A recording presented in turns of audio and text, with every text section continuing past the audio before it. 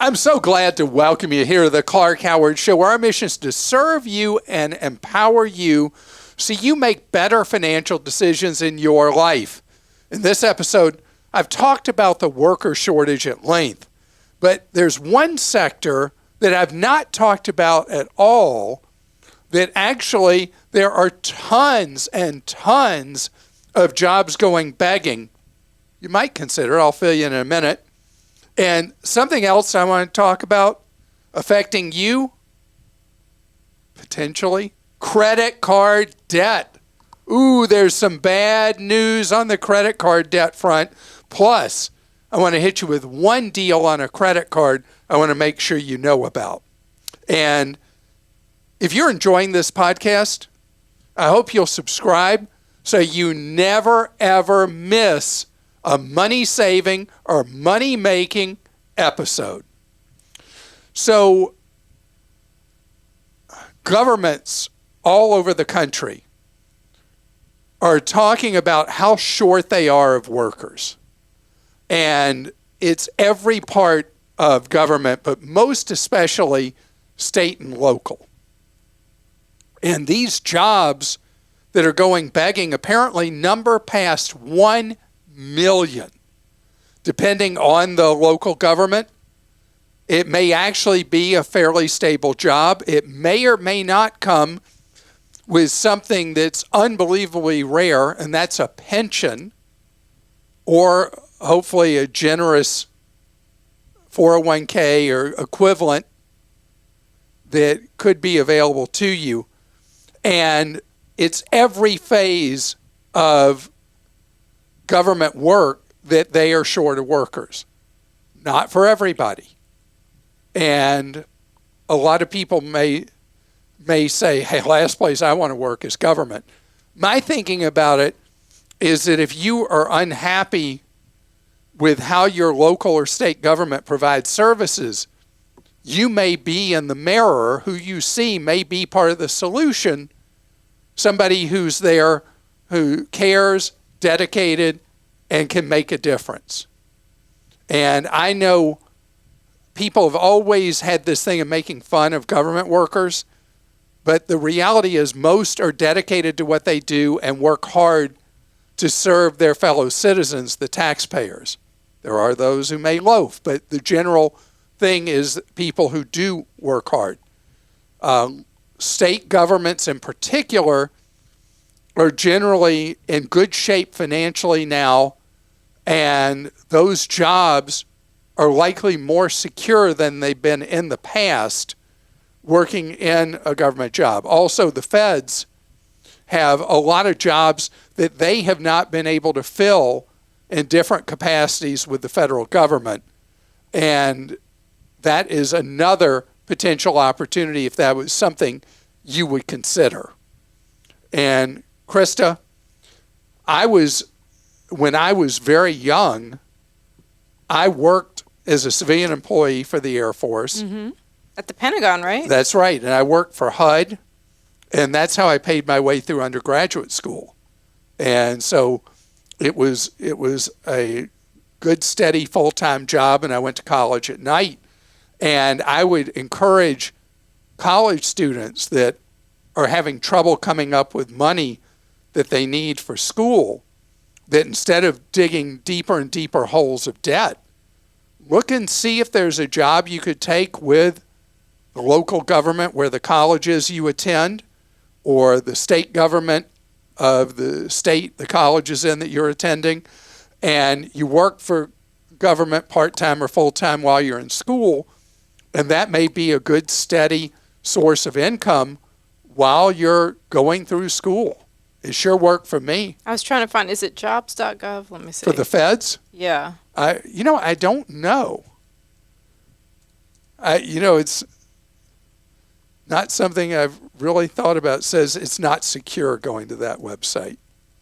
So it's going to require Now I'm getting obsessed. usajobs.gov. usajobs.gov for the federal jobs that are available right now, and you can see what's out there. And there's so many different categories.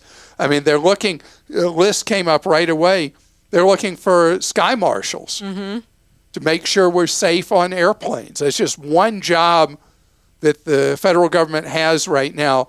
They need people for to protect Homeland Security, and maybe that's a role you'd want to play. Do you always play guess who the sky marshal is when you're flying? You can't anymore. Okay, so there's no lie. After 9/11, in the fall of 2001 and through 2002, the sky marshals were so obvious because they were always dressed up like they were a banker. And nobody dresses like that on an airplane anymore. And because the bankers are flying on private jets, so you wouldn't see them on an airplane. And so the sky marshals, I mean, you just knew, oh, that's the sky marshal. You could tell right away. And now they don't have them dressed that way anymore, so they kind of blend in with everybody else. I talked to a guy one time on a plane. At the end, I was like, "You're the sky marshal, aren't you?" And he just was like, "I'm not saying anything." Yeah, so you knew the answer to your question. Okay, Bill in Pennsylvania has a question. You may already know this. Recently, we've noticed that grocery store products that are store brand or generic usually are the lowest prices. In the last few weeks, products, store brands, or generics are generally more expensive than the brand names. Okay, so here's what's going on. People have been voting with their wallets, and they've been buying the store brands at a much higher rate than in the past. And the brand name manufacturers are like, oops, we ran these prices up and we were so proud of ourselves, and people aren't buying. So there's more and more what are called BOGOs on the brand names, buy one, get one free. They're trying to reintroduce themselves to you with special deals to try to erode or surpass the typical 30% discount you get by buying a store brand or generic instead of the brand name. So obviously, if you pick up an opportunity to get a better deal on the brand name than the store brand, you do it. I had that recently happen at Sam's Club. I had gone in to buy Members Mark facial tissue, and Kleenex was cheaper than the Members Mark brand. And so, and I checked, the quantities were the same, made me think that maybe that's who makes the Members Mark. But anyway, it was cheaper buying Kleenex brand, so I bought the Kleenex brand instead of the store brand. And then I broke out in hives buying a brand name. No, I was okay. Okay, Scott in Wisconsin says, I recently heard on your podcast that the FDA will allow over-the-counter sales of hearing aids. However, this ruling only applies to individuals 18 or older. And I should add, with mild to moderate hearing loss. My 1-year-old son was recently diagnosed with hearing loss. Oh, I'm sorry. Just got his hearing aids, which cost $4,000 for the pair. It comes with a 5-year warranty, but this still means we will need to purchase 2 more sets before he's able to buy them over the counter. Are you aware of any places that sell children's hearing aids for cheaper than purchasing them directly from the audiologist? Okay, I'm really, really sorry about, first of all, Scott, the loss of hearing in a 1-year-old. Second, the cost of hearing aids from audiologists will decline as well because of market pressure as we move forward. And I don't know if the warehouse clubs will sell pediatric hearing aids, but they are so much cheaper. Like I noticed in Costco just yesterday that their brand name hearing aids are down to $1,300, and that's so much less than they used to be. So, and that's, audiologist dispensed kind of thing. So I think you're going to see that the 4,000 you face this time will be way in the rearview mirror by the time your 1-year-old needs the next set, that the next set will be substantially cheaper even from an audiologist because it's an industry that now is facing true market forces, which is fantastic.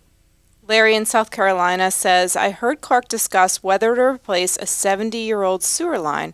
I'd like to hear his opinion about replacing copper water lines. My house is about 50 years old, and over the last decade, we've had 2 leaks spring up at random locations. Once found, we opened up the drywall and replaced a section of the copper with this blue plastic stuff they are now using. We're planning a major remodel, and our plumbers say we don't want to get all that done and have another leak. So $8,000 and he'll replace all of our copper lines with that blue plastic stuff. What do you think? Larry, I would say it would be really smart for you to get additional quotes from other plumbers. Doing this during the time of the reno of the home is a great opportunity for you to get rid of something that could be a ticking time bomb for your wallet with future water leaks. Anybody who has particularly older plumbing in your house would benefit greatly from having a plumber come in and at the source the water enters the house, put in one of these leak detection systems that will shut the water supply off when it senses a decline in water pressure somewhere in the home because of a leak. These systems are not cheap, but they cost basically nothing compared to the cost of having to rebuild a substantial amount of your home due to water damage. In your case, because of the reno you're doing, this is a perfect time to eliminate a future problem, and I would seize that opportunity. So here's a problem a lot of people are facing, and it seems to be coming from everywhere right now, and that's credit card debt. And we got to talk about it, not letting it strangle you in your life. And you're not alone, and I'm going to talk strategies with you moving forward. Credit cards, they're a tale of two cities. And one of them is a meaningful group of people who are in a position that credit cards are just a payment system. And you are able to benefit from what the marketplace is offering as the big credit card issuers fight for market share. Recently, that criminal enterprise impersonating a bank, Wells Fargo, offered a 2% cashback card with a sign-up bonus. And they were pulling market share. So then Citi decided, hey, we got to do something to protect ourselves. So in the Citi Double Cash, they're now offering a bonus that if you get Citi Double Cash now as a card where you get 2% cash back basically on everything you do, a little bit of work to get your cash, but anyway, you get 2% cash back. You get the card and you charge a relatively modest amount over a 6-month period. They're going to give you $200 in cash for the card. It's a good deal. And so you've got the airline cards, the hotel cards, the general purpose travel reward cards, all offering these various sign-up bonuses falling all over each other. This one offering 80,000 points, this one offering 120,000 points, this one offering miles, whatever they call them in big numbers, just to try to get people to sign up for these high annual fee, high reward, high volume cards. So you got one set of people that are playing the points, cashback, and mileage game. And then you've got other people that are using credit cards as a way to live and support themselves. And it's very expensive borrowing. Interest rates, the highest they've been since the last century. I mean, that's ugly. And now a new survey from creditcards.com finds that more than half of people who are in credit card debt have had that debt for more than 1 year. And a huge percent have had it more than 2 years, 40%. More than a quarter have had that ongoing credit card debt more than 3 years. You getting the pattern? So it's kind of like a pyramid. You know, you got more than half of people who get into credit card debt where they can't pay bills in full, carrying it for a year or more. Then you got 40%, 2 years or more. Then you got more than a quarter, 3 years or more. And it is indentured servitude to the banks. So it requires a complete rethink and reset. And it's tough and hard and can't be done by a lot of people in a day. But as you turn that ship around and you get control of your wallet I want you to think about back to basics. And that is, if that credit card debt is because you've lost your job, that credit card debt is because you've been ill, something like that, that's a different story. There's not income coming in. You've been trying to stave off your bills by putting yourself into debt. And that's a situation that heals as the job situation or the health, either situation corrects itself. And then you can start to get your arms around it. But what if it's just life? Which for a lot of people it is. You're just in the habit of saying charge it. Just in the habit now of saying pay in full. How do you break that cycle? How do you take control back? To take control back, it requires a whole new pattern in your life. And I know this is going to sound like something from, I don't know, from the Stone Age, but I have something in my hand. You may not be familiar with it. This is called a Jackson, a $20 bill. Most I'll carry is a 20, by the way. Anyway, cash. I know it seems like from ancient times, and I know a lot of people look at a debit card as being the same as cash. It's not, because you don't feel that finiteness. I will tell you, I've found all through the years that when someone has a credit card problem and it's not caused by a specific event in their lives, it's just a credit card problem, that going cold turkey to cash is the key to you getting things under control. And how is that the key, and what do I mean? Okay, so if you, each pay period, however you get paid, if you take out a pre-selected amount of cash and you live your life where everything you do out and about is with that cash, you feel it. You see that cash dwindle. And something in the past you might have pulled out a debit card or credit card for, you're like, oh, I don't have that much left. And I got another 4 days till payday, or another 6 days till payday, or 2 more days till payday. It changes your mentality. I've seen it work over and over and over again. And I know it seems ridiculous to talk about cash. Who carries cash anymore? I was reading that people who work at hotels now all have Venmo or Cash App, because when it comes time for somebody to tip them for valeting a car or bringing their luggage to the room or room service or whatever it is, these are all services I'm not familiar with using, but they have this stuff at hotels. Anyway, some hotels. Now everybody's said, oh, well, I'm sorry you don't have cash, but you can Venmo me right now, or you can Cash App me right now. And that's how they get their tips now, because so few people carry cash. But cash is still legal tender. In fact, it said so. Right on money, it says something like that. What does it say? It says, this note is legal tender for all debts, public and private. You carry it.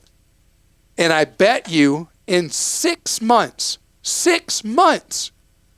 you will see a complete change in your personal finances. And the debts that you have, you will be able to eat those debts up by living on a cash basis.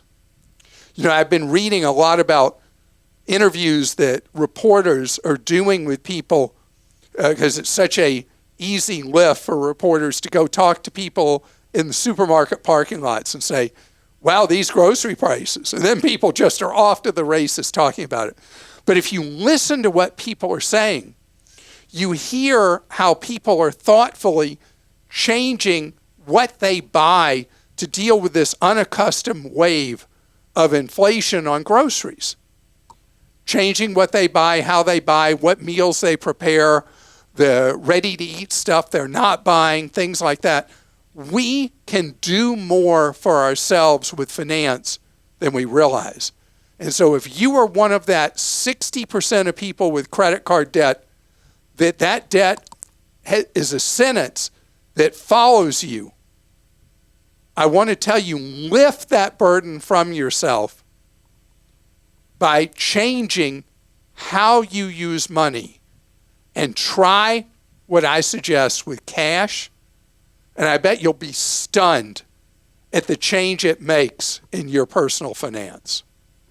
Let us know, give feedback if you were able to turn things around by going to cash. And we do have a Facebook group called Ditch Your Debt. If you go to the Clark Howard Facebook page, and you'll see our group there, where people encourage each other and share strategies for getting rid of their debt. It's a really great group I of love people. it because it's the wisdom of the crowd, and people encourage each other. There are some people who do things in their own head and they do them alone. There are other people who really benefit from encouragement from each other, and I think it's wonderful for you to see what other people have been able to do and inspire you with ideas may not have ever occurred to you. And also our community on Clark.com that we launched not that long ago. There's some great people in there on all different things if you're trying to share information or get information about all the topics Clark talks about. That's a wonderful place too. Okay, Angelina in Texas says, you mentioned the cons of using self-checkout. I want to tell you about a situation that happened to my husband at a home improvement store. He waited in line to self-checkout.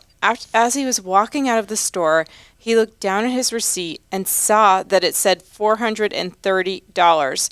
The person in front of him had scanned a big ticket item and walked out without finishing their transaction. My husband jumped on and didn't notice and started scanning his items. Thank goodness he noticed it before leaving the store. So that is a shoplifting technique I've never heard of, that because the stores are looking to make sure you scan an item. Yeah, so the person before scanned it, pretended like they had bought it, and then just walked out of the store with it. She did add some information. I cut it out for brevity, but she said that the person who was supposed to be watching over things was kind of checking their phone, like the person knew what to do and when to slide out. So yes, definitely check and make sure you're just starting to scan your items. There's so much stuff going on with checkout right now because of the labor shortages, and Wegmans was much in the news recently. If you know, that's the supermarket chain people love in the Northeast. And they had a thing like I use at Sam's Club where you could check yourself out on their app on your phone, and they had to do away with it because people were cheating, sweet old Wegmans. And so the stores are in this collision course with not enough employees to satisfy their customers, and so you're becoming their junior employee checking yourself out. And that's providing opportunity to crooks. Aaron in Michigan says, in all your discussions of gas prices, I haven't heard this mentioned. Kroger was constantly offering me their credit card. When gas was at its highest, they offered me 55 cents off per gallon for 1 year with their card. My husband and I went for it. Kroger also gives me gas points for just grocery shopping there, and there are often bonuses for buying gift cards. I will just pick up gift cards for McDonald's or other restaurants I know I will frequent. Between the 55 cents off per gallon and these grocery gas points, I've saved tons of money. The card has no annual fee. Once the introductory year is over, I will still save 25 cents per gallon. Not too shabby. So I don't know if you know this at Kroger, but if you don't have their credit card and you're a Kroger Plus member, is that what it's called? And Kroger is the nation's second largest supermarket chain, uses I think more than a couple of dozen different brand names around the country. You only get 3 cents a gallon off at the pump. And then with the credit card, you get, as you just heard from Aaron, the 55 cents off per gallon for a year, up to, there's some kind of number of gallon limit per month or something. But it's quite a deal. And then you still get the quarter off after that. And it is a real opportunity. And what Kroger is about, Kroger is what's known as a high-low.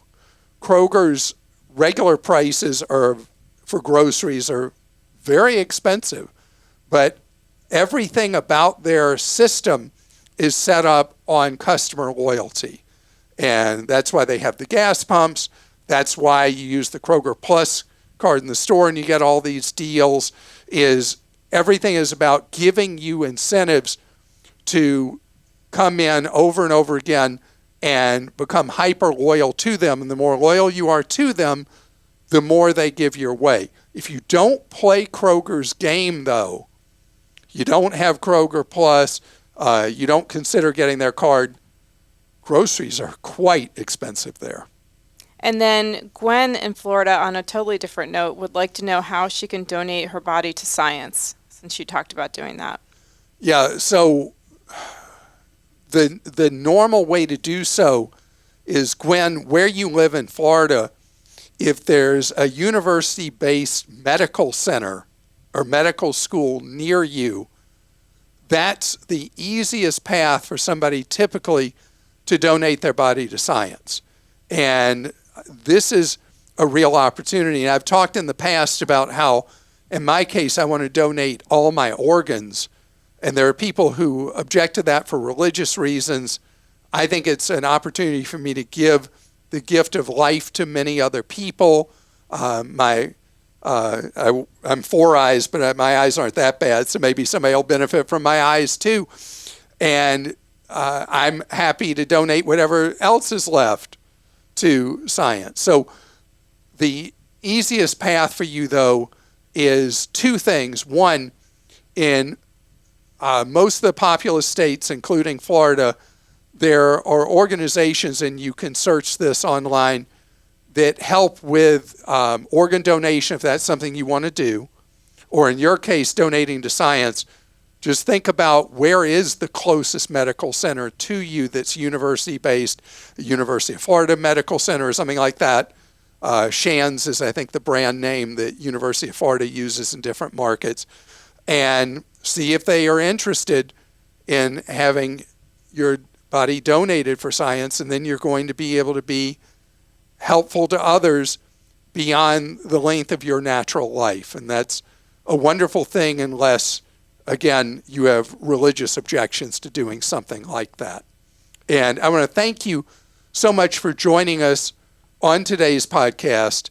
And if there's anything we talked about today that you're like, what was that website? What was that thing? Whatever. You can go to clark.com/podcasts and look at our show notes. Have a great rest of your day.